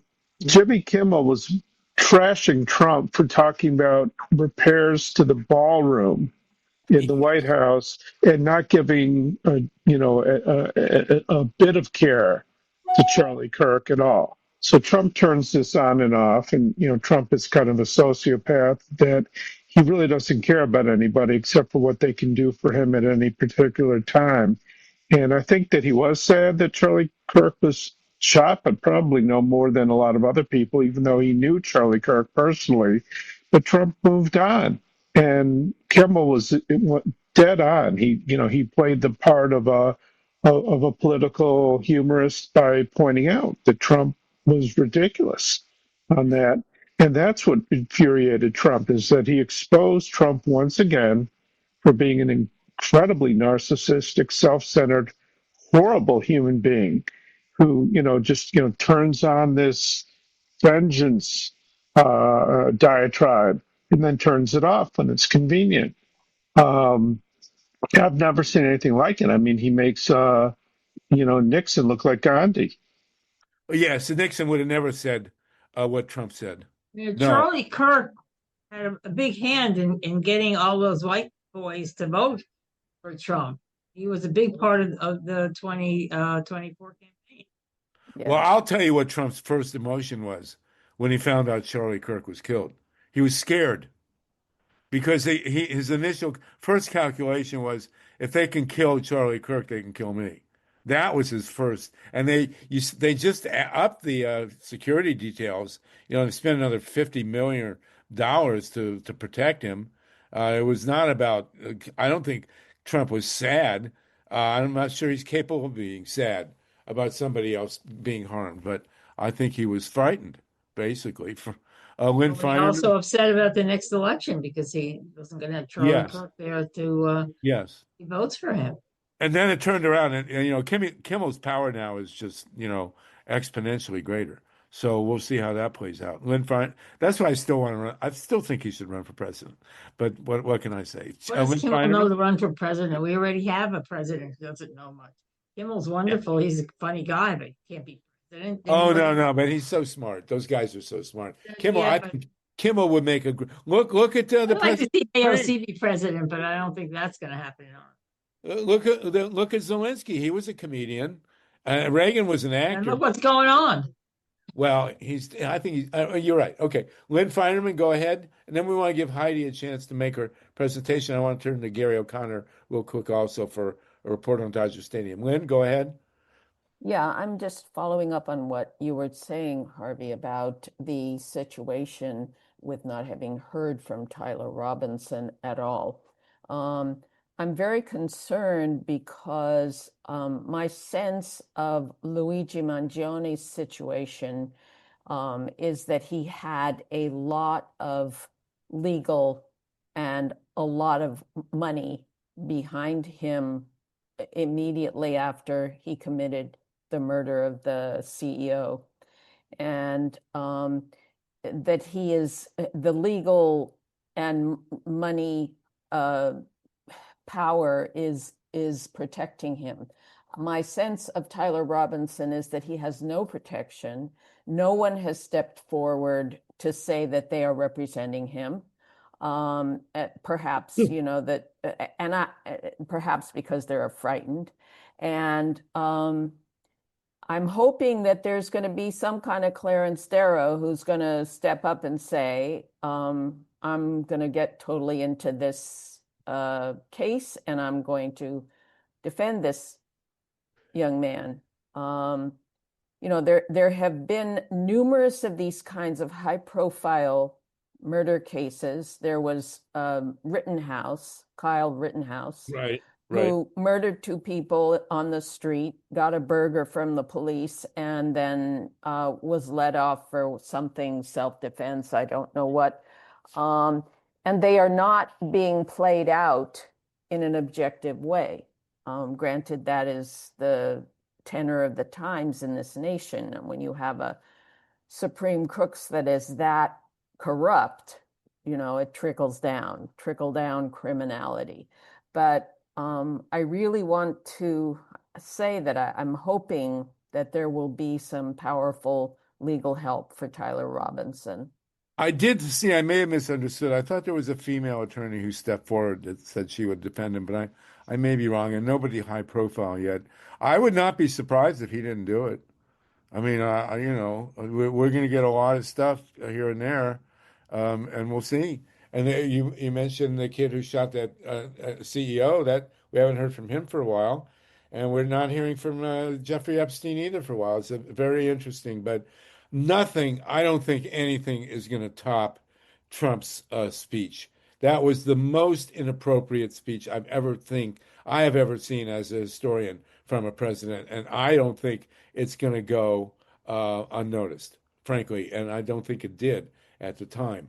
I think a lot of people were really appalled by what he said, especially in contrast to what she said. And then she was my wife pointed out she was a former Miss Arizona, by the way. So just whatever that means, I don't know. So okay, listen, this has been a fascinating discussion. We're going to continue it, obviously. It grew out of our initial idea that we're going to run Jimmy Kimmel for president now that he has his show back. Boy, that changes the whole dynamic. And Salty, thanks for all your insight on that. And after you hear from Bob Iger to tell us if he set the whole thing up, we'll have you back. Okay, so we got a couple people. Heidi Vertaler, we're going to go to the top of the hour, which is 20 minutes. Heidi, you wanted to speak up. Gary, I want a report on anything news on solarizing Dodger Stadium. But Heidi, you made the initial request. You wanted to make, I guess it's your birthday, Mazel Tov, and you look like you're about 18 years old. So go ahead, please, and tell us what you wanted to present to us in 5 minutes, and then we'll go to Gary O'Connor. And anybody else have anything to say? We'll go. Happy Equinox and Rosh Hashanah to everybody. Go ahead, Heidi. Well, I was hoping that that you would have read my proposal and to ask me questions, but I think to give people the idea, I'll go ahead and start reading it. No, don't read it. Just give us a summary. Okay. Reading it never works. You got to give us a summary, That's please. what I thought. But yeah, no, I what it is it's basically talking about how we can get people like Charlie Kirk, or is it Charles Kirk? How? Either way, go ahead. Right. How we can get people of his background to be interested in the fact that the green energy economy will actually work for them. We've had a lot of talk back and forth about people who are basically on the fence or just basically not looking at the problem at all. And they're seeing that we need to look, they're not seeing the fact that we have these solutions. And so my thoughts is that we need to basically make it really understandable for them to see a clear vision forward for what we need to do for the future, and to be able to make that to be able to show them that this stuff can be a reality. I think it comes from holding town meetings where everyone is brought together to basically talk about what's the need in our community and what we can do to help bring people to find out what the strengths of the community are, what the things that they can do within the green energy economy are, and basically figure out, who's going to hammer out who's going to do this, and also who's going to do this, who's going to do that, and also get them to the point where we look at like a hotline to say these are the heroes standing up for the climate, and these are the people that aren't, and make sure that the people that are standing up for the climate are the ones that are getting the awards for that. Okay. And that's good. Yep. Wonderful. Well, that's my idea, or our idea, the general idea of trying to enlist Zelensky and Ukraine, and see if we can frame the war, the Russian assault on Ukraine as, the evil fossil nukes versus the solartopians of the future. Howie, do you think that's in line with what Heidi is saying here? Is that at all doable? Oh, Heidi, Howie, you're muted. Sorry. And then we're going to go to Gary O'Connor. Go ahead, Howie. Yeah, I think it's doable, and it's what the climate movement has to take up. I don't think it describes Putin's motives. He wasn't going for fossil fuels in Ukraine. He was going for Ukraine for geopolitical reasons, imperial reasons, the history of imperial Russia. But, I mean, that's where Trump hopes to cut a deal with him and get him interested in maybe partitioning Ukraine with Western interests and doing oil and gas business. I think, though, Putin doesn't want to cut a deal just to do business. He wants Ukraine. He's going to string Trump along, and he's going to try to do business as well. But from the climate movement side, that's how we got to get the climate movement engaged in this, solidarity with Ukraine and stopping this Trump-Putin climate bomb that they're cooking up with this business deal. Well, I think it can easily be portrayed as a war, an energy war. And especially if we could ever get the Ukrainians to, it makes absolutely no sense for the Ukrainians to even think about building more nuclear, even though I've heard that in the grapevine. And certainly Putin is the great Satan of fossil nuke, along with Trump. Anyway, we'll talk about it more next week. All I'm saying, he's got so much oil, gas, and coal, and uranium for nukes, and wants to build nukes. He doesn't need Ukraine to do that. He's already got that. Yeah, I think Ukraine. Okay.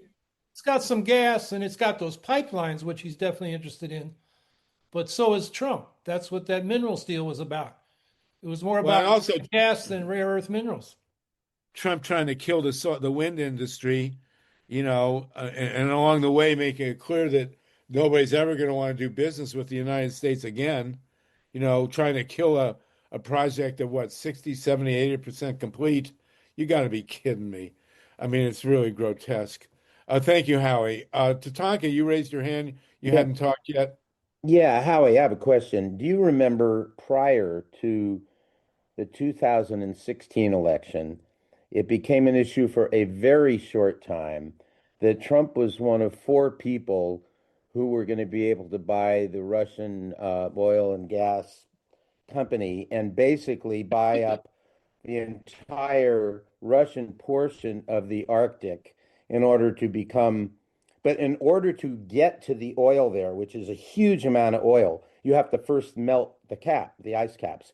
And there was even a time period where there were ads on the computer that I saw. I don't watch TV, so I don't know if they're on the TV, about how wonderful it'd be, because in the future they showed a ship going across the North Pole with no ice. So my question is, were you aware of that there was a deal on the table? It started to become public. They took it off really quickly. But I think the motivation is Trump wants, for himself personally and his friends, he wants all that. And then he'll give Putin whatever he wants, even though Putin is holding the strings over him. I have not heard that was something Trump was interested in 2016. I do know that Putin thinks global heating is good for Russia because it is melting the Arctic and then opening up those gas and oil reserves. Yeah. No, I'll see if I can. I don't remember that, but I'll see. Okay. I think it'd be worth looking up. Well, is there an actual conspiracy to heat the planet so they can melt the Arctic so they can dig for oil? Yeah, really. Is that as real as Bob Iger setting up the whole thing with Jimmy Kimmel? I don't know, Well, I think it's more real. In other words, the oil and gas companies, they've known for decades they're going to heat up the planet and melt the Arctic ice. So they didn't care, I guess, is what I'm saying. Right. I think I've told this story, but I was offered a job through Stanford Research Institute. It basically would have been a CIA job in the November of 1976, right after the 76 election, where I had been the campaign director for David Harris for Congress. Okay. And didn't have a job. And they offered me a job, this couple that was involved in the campaign. And I found out, in asking what they were doing, is that they were working with the Soviet republics and that they were trying to convert them all to democracy. So I knew it had to be a CIA operation because nobody gets in there without that. But the job they offered me was Ukraine. And I knew I wasn't going to take it, but the information I found out was I asked for their 50-year plan. And they took me all the way up to 2020 and also I knew because the person giving me this information also had information from Royal Dutch Shell and from Exxon. I also knew that by 2020, they said the goal of all this with Ukraine was to have Russia become a part of Europe. And why, I asked? They said that's to focus on our real enemy, China. So what I see shaping up is the attempt, and it's gone through some changes since Zelensky and everything, but it's the same thing they anticipated. Going after oil well up maybe through the century. At that time, maybe they didn't think it was going to melt that much, but the goal was basically to have force Russia into the West with the U.S. so Russia and the U.S. could face off in the war against China. And here we are. And here we are, 50 years later. Just think, TATANKA, if you'd have taken the job, you'd have been Zelensky. Could have been. Could have been. Mike Hersh, you want to jump in? And we go to Gary O'Connor. Heidi, your presentation was excellent. Thank you so much. And it really set us off here. Mike, did you want to jump in? Well, I had a quick question for Heidi. And first of all, thank you for thinking about reaching out to people who are currently highly skeptical of climate, because I think that, my tendency is to say they're not going to listen to us. But I think that you're reminding us that if we don't try, then they definitely won't. So, Heidi, can you talk a little bit? And Howie, I also want to thank you for saying that the climate movement has to take it upon ourselves not to just talk to each other and regale each other with our doomsday scenarios, but we really need to reach out to people who we aren't reaching so far. So between Heidi and Howie, I think we've got a game plan, because we've got to change the script. Right, but the other thing to jump in on is, and I know you know this, Mike, as does everybody, is that the numbers are on our side now. We have Milton Friedman. We have Milton Friedman on the side of renewable energy. Well, Sluggo, if the facts were all it took, then Trump never would have been elected, and neither would W. Bush, and we would be in a much better position. Right. There you go. Gary O'Connor, did you want to say something? I want to get you to talk about, if you can, about the whole scenario of solarizing Dodger Stadium. But let's go to Howie, and then if Gary chimes in, we'll do with that. Yeah, well, I'm skeptical, despite what TATANKA says, that the CIA or whoever can plan 50 years ahead. I mean, they can't figure out what's going on right now. So when I was in Ukraine, I met with the president of the miners union, who's an old new lefty. He grew up in Kryvyi Rih, knew the Zelenskys. Zelensky's father kicked him out of the Young Communists because he called him a new left hippie from the West. And he went into the mines like most people in Ukraine do, and led the biggest strike the Soviet Union ever saw with the mines in Kryvyi Rih. And so I think, that is where Ukraine's independence movement came from, among other places. I mean, Ukraine has had a national identity for 4 centuries, but they were colonized by the Poles and the Russians, and in the South, the Ottoman Empire. And one of the reasons it's a class struggle in a way, because the Ukrainians' landlords were the Russians, and they still feel that. And, the 4 or 5 or 6 or 7 million, depending on what source you read, were killed during the Holodomor, that mass starvation in the mid-30s. It's really, I think that's where Ukraine's thrust from independence came. And I think we give the CIA too much credit when people have these revolutions. Some people say the CIA is always behind them, but actually the people themselves in those countries, trying to throw off oppression. Somebody was looking for it. I mean, in the 1970s, we had this fair, Toward Tomorrow fair in Amherst, and Amory Lovins had a 50-year vision.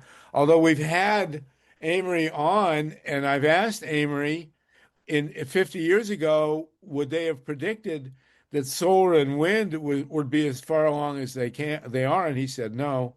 I mean, the great miracle of our time is the incredible technological leaps that have been taken in renewable energy. I mean, there's nothing else like it. Renewables have dropped in half, less than half, in the last 10 years. So it seems to be proceeding. Gary O'Connor, can we get you to speak on this? I don't know if you can speak. I can't really. Harvey, I don't think you look at the chat. No, I don't. Okay. Well, I'll put a couple of 3 paragraphs in there for you to read, because I can't add more than. Okay, so we'll look at the chat. Yeah, Gary and thanks. I have been corresponding about the possibility of bringing solar into Dodger Stadium. The Dodgers lost last night, but they are going to be in the playoffs, and the Olympics. There's been some back and forth, but the Olympics are still coming. Gary, if there's anything else you want to add orally, I guess not.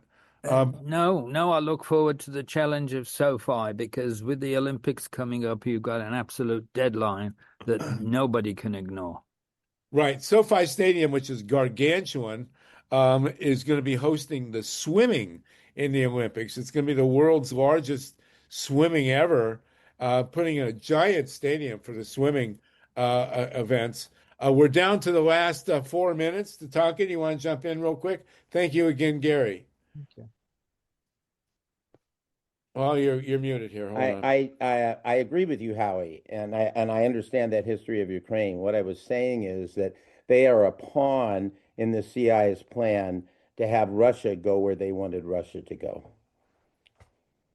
Right, and if you watch this Turning Point series, you'll see how key Ukraine was and it has been. And Putin, who really came out of the blue, according to this documentary, although I doubt that.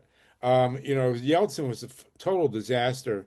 In comes Putin, and Putin has always been preoccupied with Ukraine. So we'll see how it plays out. But if we can next week introduce the energy war aspect into that war, maybe it'll help. I mean, Greenpeace is as formidable a global force as any is.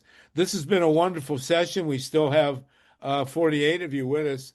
We're going to take off now. Happy equinox. Happy Rosh Hashanah, everybody.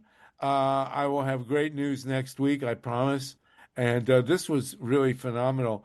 And I got to say that the return of Jimmy Kimmel is a huge deal. I still want to run him for president, but we'll see how that goes. Everybody, thank you, Steve Caruso, for engineering. Thank you, Progressive Radio Network, Mike Hersh, MYLA RESON, everybody. And we will see you next week, everybody, at 240. We'll be at 240 next week, and I look forward to it. No nukes, everybody, and Happy New Year. And thank you, Heidi. Great presentation, Heidi. Really appreciate it. Thank you. And happy birthday to Heidi. Thank you. Take care, everybody. See you next week.